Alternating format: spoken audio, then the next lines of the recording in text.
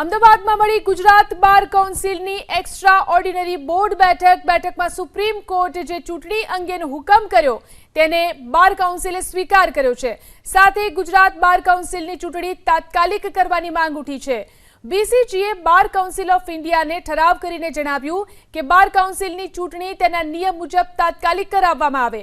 ઉપરાંત વકીલોના વેરિફિકેશનના મુદ્દાને લઈ ગુજરાતના વકીલોના મતાધિકારને સુરક્ષિત કરવાની 17મી ઓક્ટોબરે સુપ્રીમ કોર્ટમાં રજૂઆત કરાશે। એટલું જ નહીં, બાર કાઉન્સિલ ઓફ ઇન્ડિયાએ જે 1,25,000ની ફી નક્કી કરી છે તેના પર પુનર્વિચાર કરવાનો ઠરાવ કરવામાં આવ્યો। સાથે જ એવું પણ ઠેરવવામાં આવ્યું કે ભૂતિયા વકીલો પર કાર્યવાહીને સમર્થન પણ સાચા વકીલોને નુકસાન ન થવું જોઈએ। તો બાર કાઉન્સિલની એક્સ્ટ્રાઓર્ડિનરી બોર્ડની બેઠક અને આ બેઠકમાં કેટલાક નિર્ણયો કરવામાં આવ્યા છે। બીસીજીએ બાર કાઉન્સિલ ઓફ ઇન્ડિયાને ઠરાવ કરીને જણાવ્યું કે બાર કાઉન્સિલની ચૂંટણી તેના નિયમ મુજબ તાત્કાલિક કરવામાં આવે।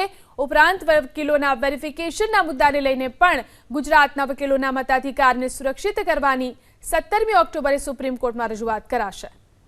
બીસીઆઈને આજે ઠરાવ કરીને જણાવ્યું કે બાર કાઉન્સિલ ઓફ ગુજરાતની ચૂંટણી એના નિયમ મુજબ તાત્કાલિક કરવામાં આવે।